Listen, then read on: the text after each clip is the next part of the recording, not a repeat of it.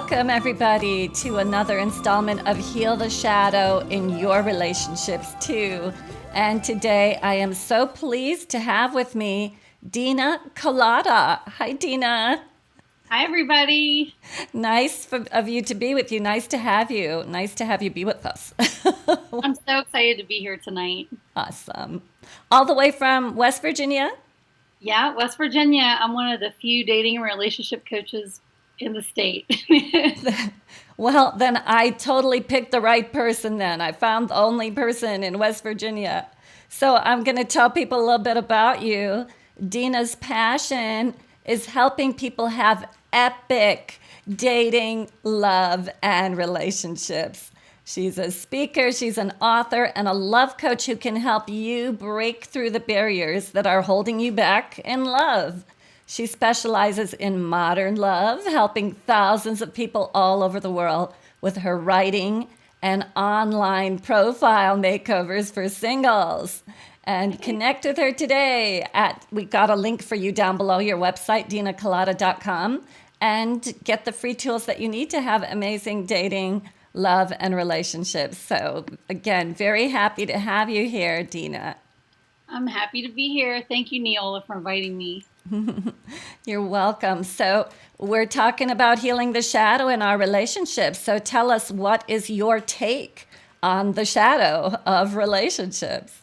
I think the shadow is beautiful. It's a little bit scary because there is always fear in the shadow. But the shadow can't happen without light because it takes light to make the shadow. So the shadow is actually part of the balance. And even when relationships are going bad and it seems like things are out of balance, they really are. And everything is in a perfect balance within ourselves, in our relationships with the world and the whole universe. And we're part of this pattern that makes up everything with the light and the dark. It's all inside of us. And the light and the dark is in one body and one soul. And when our soul and body connects with another person, especially we're in love, there's lots of love and light. And that's when we start feeling safe enough to let our dark shadow side come out because we're not used to that all the time. So we hide it from a lot of other people. And our romantic partners get the beast of the shadows. Unfortunately, it makes a lot of relationships end quickly because we don't know how to handle it. But there are tools we can use that can help us move into the light and love more quickly instead of losing ourselves in the shadows.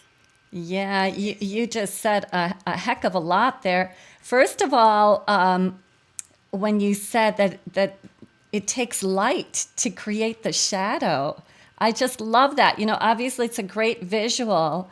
Now, how do we interpret that inside of ourselves, like in our personalities? How do we see that our light creates a shadow inside of us? Well, the first thing we need to do is to understand our shadows and where they come from. And you can look at your past, and this is part of the process of releasing the shadow also and accepting it.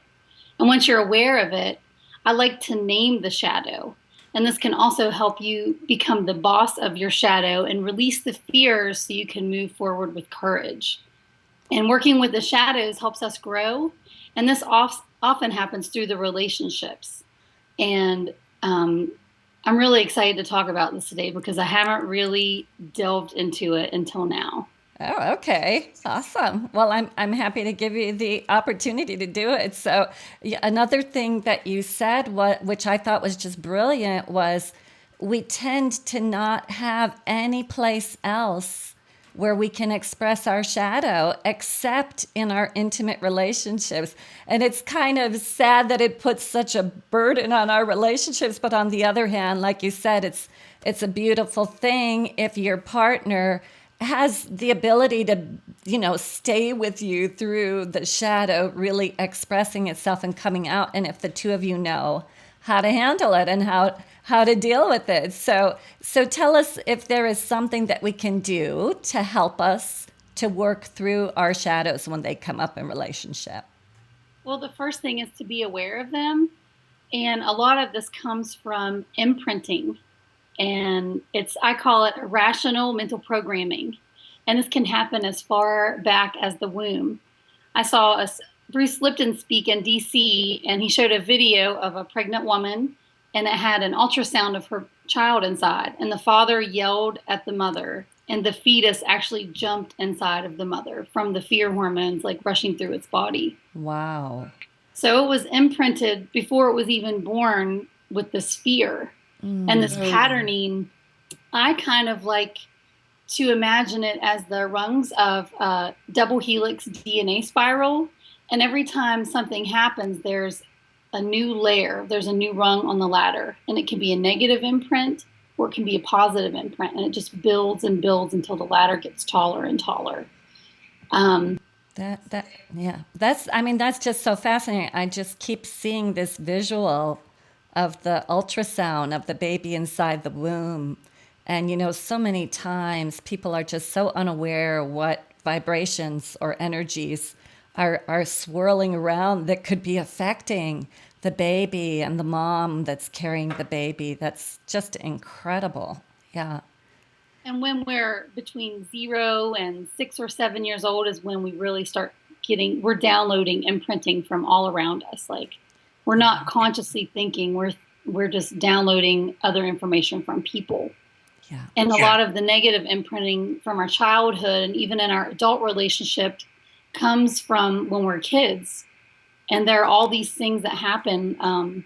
Your parents can make you feel guilty about doing something or not accepting your feelings, not thinking they're real or questioning your feelings, and guilt and shame and all these things come up in our childhood and relationships, and they get like layers of a pancake, like one after another.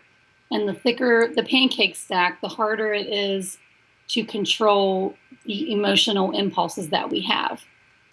Absolutely. And of course, our parents, deal with our emotions that way because they didn't learn the skills that are necessary for themselves to deal with their own emotions and to honor their own emotions, which is so important. So we're starting, trying to get a new generation started that have these wonderful skills. Yeah, I'm so glad the internet is here because you can just type anything and find information to help you with almost everything. And there are tribes of people all over the world like wanting to help people just like the people on this webinar today. Yeah, absolutely. So how can we better understand our shadow? Um, I think that we can understand it just by knowing where it comes from. Yeah. And I give it the name of the imp. And we can also that we have kind of a contract with our subconscious mind, and we can actually break that contract. And I have a free gift for the people watching the webinar if they want to download that, or we could even do something today on the webinar to break that contract. Sure. I'd love to. Sure, I'm up for it. Let's do it. Okay, we're going to do a little reconditioning and breaking the contract with our imp. That's the irrational mental programming that we all have. I.M.P, irrational mental programming. I love it. It's great. And the imp is like the little monster that's the little chatter inside of your head that tells you that you're not lovable, you're not good enough, and it gives you low self-esteem. And it actually makes people sabotage their relationships because their self-esteem is low. And when people feel like they're not good enough for a relationship, they will ruin it with their subconscious, not even knowingly ruining their relationships that could be great. Yeah. Okay, so I'm going to try this meditation out with everyone. I'm really excited to share this with the world. I downloaded this today. You mean from your higher power, you downloaded it?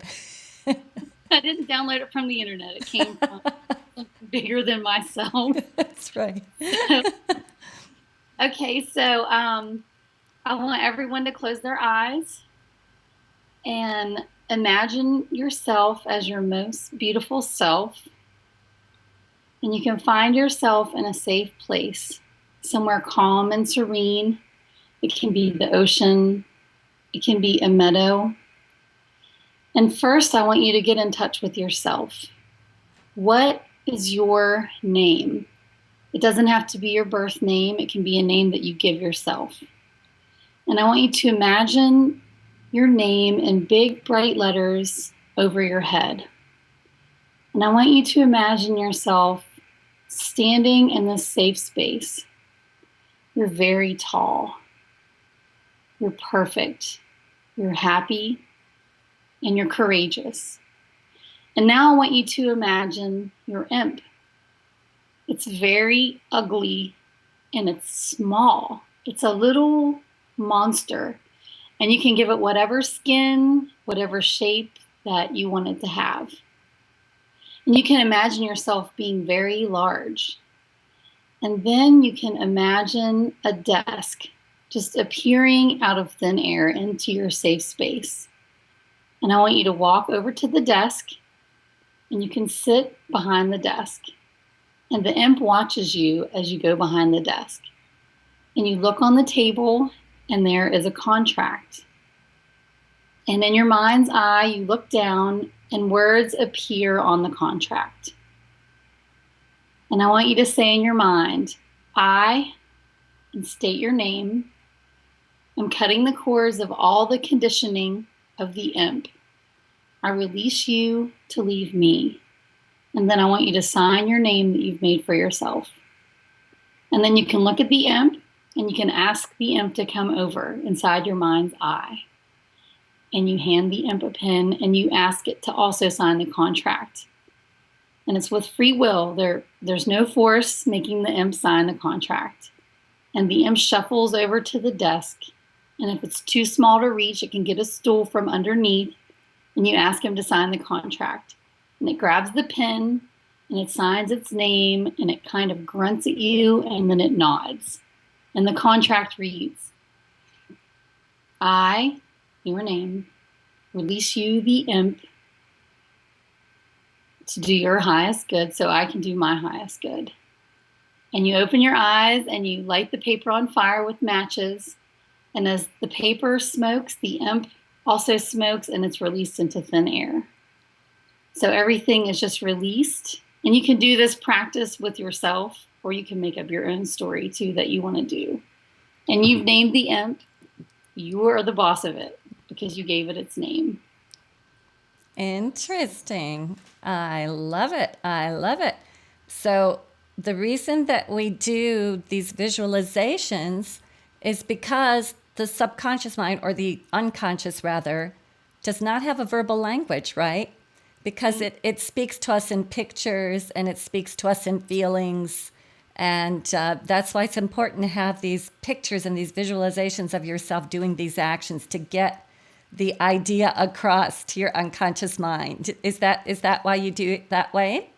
Yeah, and just reconditioning your subconscious. It also takes time. It might not happen in one session. So I really suggest to clients to do meditation and be mindful and really step outside of themselves and observe their ego and their emotions and just take a breather. And if you have an emotional outburst, you want to have an emotional outburst with your partner, you can take a break and take a walk, take a bath, do something to relax yourself before you actually talk. Because one of my favorite quotes, I have no idea who said it, is when emotions are high, intelligence is low. So it's really true in relationships, especially. That's the truth. I mean, when our emotions are high, our bodies are filled with the fight or flight response. You know, they're adrenalized. When your body's getting ready for fight or flight, you can't be thinking. You can't, this comes from caveman days when you're faced with a tiger. There's no time for thinking. Right. And our bodies still imagine that tiger being there, and then the tiger isn't there anymore. We're generally safe most of the time. There are extreme circumstances, of course, but Yeah, yeah, exactly. So you talked about giving your imp or your shadow a name. mhm. And I think that's so cute. And of course, I love the name that you chose, I.M.P, imp. Would you encourage people to choose different names? And what kind of names and why would they want to do that? Yeah, they can choose whatever name they want. That's just the one I came up with. Uh And huh. I'm in my imp is this little ugly green warty monster with really short legs. So he's not scary at all, but you can imagine your imp to be whatever it is and name it whatever you like. Yeah, it might even represent something that has a meaning for you, like if you remember an incident in school or something like that where you were taught, that you're not good enough, then it could be your little not good enough girl or, something like that, something that would give you a real personification of that side of you that absorbed all of those negative messages. Yeah, and I really hope that a lot of people who have issues with this maybe get a coach or get a counselor to help them work through this process. Yeah, because it can go very deep, and you need to go pretty deep with it sometimes. Yeah, and it takes a while. Yeah. Now, do you have another way of looking at the shadow? Like, how can we look at the shadow in a different way? I do. If you don't connect with the imp, the little monster in your mind, if you want something a little prettier, you can imagine it like the dark side is like a moth, and the moth is attracted to the light. And you can use the moth as your symbol side if you want something a little flightier. The moth is also a symbol of transformation, and it also dances in the shadows, but it's really not harmful.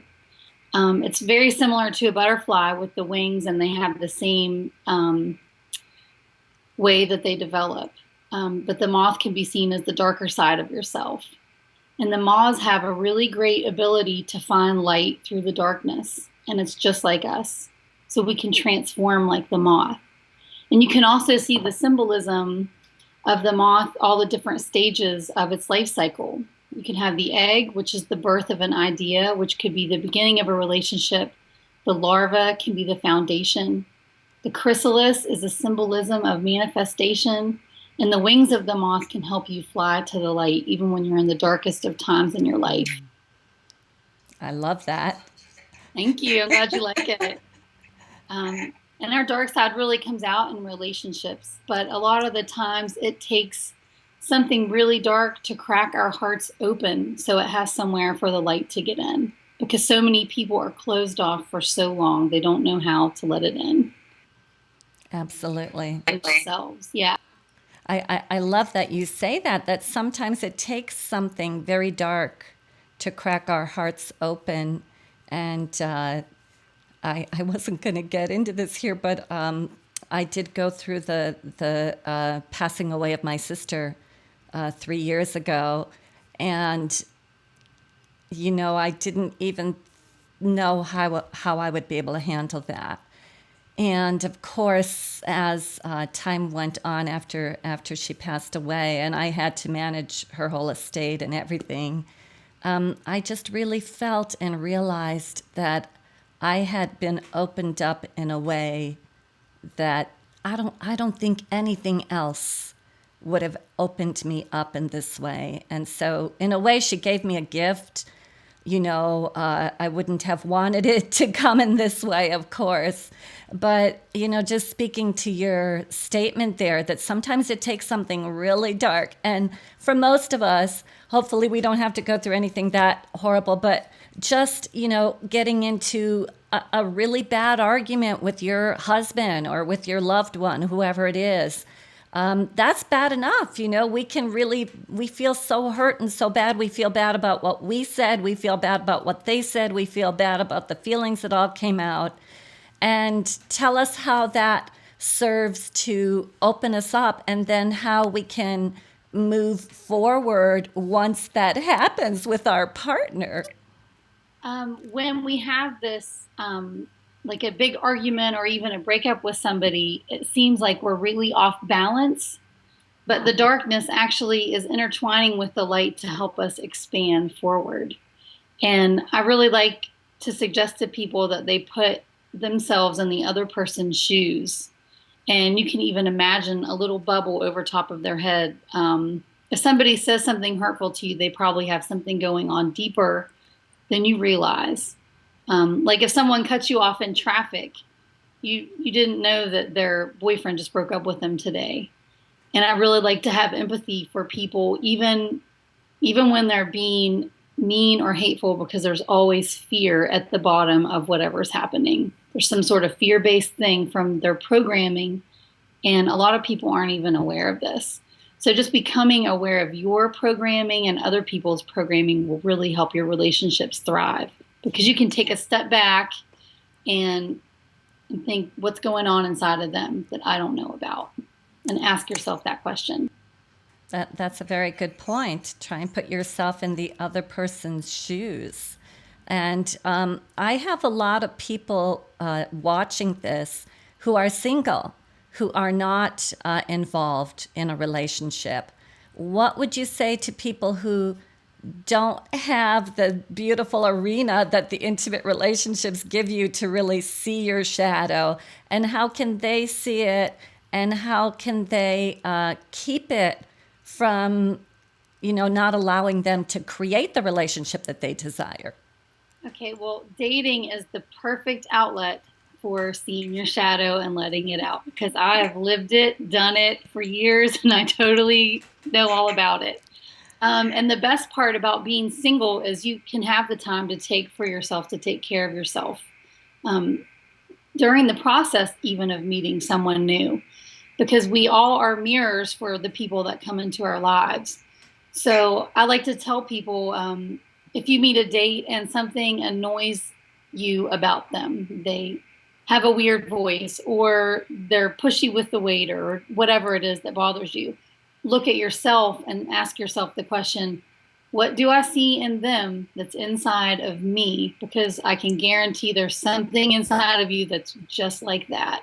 And then you can work through the issues that you have going on. And as you're going through this dating process, the people that you meet will be a gauge. It's like a meter for your level of growth. And it's really interesting because every date that you have will be an expansion for you to get more clarity of what you really are looking for in a relationship. So it can be a lot of fun if you go into it with the mindset of dating is fun and this is just a new experience and you're just going to expand your life and your social network and all the possibilities are unknown and exciting. Absolutely, absolutely. So I get a lot of people telling me that, they're dating and, well, first of all, they might have a pattern where they always attract whatever it is. For women, it tends to be men who can't commit, are not available, are not communicative, are not in touch with their emotions, whatever it is that the women are complaining about. And then the men are complaining that the women are not receptive, they're too controlling, they might have some anger or impatience or frustration with men or a lot of pain from previous relationships. So let's say that you're talking to some people who are dating who have not had good luck and they're trying to get a new lease on getting the person that they really want. And they start dating somebody that on paper looks really perfect, but they don't feel it. They don't feel it for this person. So do you think that they would be too picky by saying no? Or do you think, let me hear your advice. I don't think that you're picky for saying no because you have to trust your inner spirit and what it's telling you. But I really do suggest having a list on physical paper of what you're looking for. And I like to have two lists. I call the first one the besties list, and that is the traits that you would like in a partner. It doesn't mean he has blonde hair and blue eyes. I'm talking about values like family values, politics, if that's important to you, spirituality, diet, fitness. And then also have a list of what I call the beasties, which is kind of like the imp. And usually the beasties is the list of things that have annoyed you from your old partners that you don't want in your new relationships. So having that list can give you clarity. And when I first started doing this process, my list was about 40 items long of the things I wanted. And then I realized this might be a little Pollyanna. So I shortened the list down to about 10 main things that were the most important to me. But I've actually met people who met 98% of the 40 topic lists. So it's okay to get clarity as long as you have good feelings about getting that detailed about your perfect partner. And if you start feeling bad about the list when you're writing it, then take it back a notch and keep it more simple and more basic to the core values that are important to you. That's very good advice. I love it. I way back in the day, I'm just a little tiny bit older than you. Way back in the day, I was reading the books of Barbara DeAngelis, and she did say, I think she said to make three lists, or I don't know if she did or if she didn't, but I made myself three lists, and that's like absolutely what I need, and it's a deal breaker if I don't have this. The one that I will not tolerate, like it's a deal breaker if they do have that, and then the stuff in between that's negotiable, like I could take it or leave it, or this I would like to have it, but it's not that important. So my list, and I dated, I think, my goodness, between my first marriage and my second marriage, it was at least 5 years for sure. And so, that list would grow of what I want because each time I'm going out, I'm learning more and more and more. And then I got a list of like 25. And I was starting to feel like, oh my God, is that too much? Is this unrealistic? And I asked a male cousin of mine, I told him, look at my list. Do you think it's really too demanding of me to want this in a man? And he read it over and he goes, nope, not at all too demanding. And interestingly enough, when I finally did meet my soulmate, who has become my husband of over 17 years now, he had everything on that list. Mm-hmm. So I think it's absolutely possible. So I'm a big proponent of, be clear what you're looking for, and then you'll attract it. Yeah, and you want to be clear. Like if you want to meet a new person, you want to make sure that they're not married, or That would help. yeah. And if smoking really bothers you, and he has everything on the list except he smokes, he's not going to quit smoking because you want him to. So you have to love the people for how they are without them changing. And then make sure what's more important to you. Like if smoking is really super important to you and it's more important than all the other stuff, you have to weigh also, give weight to some of the priorities. Yeah, there are enough people in the world that you can be picky. There And you online go. dating makes it so easy to meet people you never would have met otherwise. Um, Awesome. when I was online dating, I actually got a message from a man, and he said, "I recognize your name from my list of Wi-Fi connections," and we were neighbors, Oh my and we had goodness. never met, and we lived in the same neighborhood, half a block away for 5 years, but we wouldn't have met if it wouldn't have been for online dating. So it's Absolutely. It's a good database, it works. So I'm so happy you were here with us today, Dina. And of course, too. you help people to write their profiles, and you help them with to do the online dating makeover, the profile makeover. So I appreciate that so much.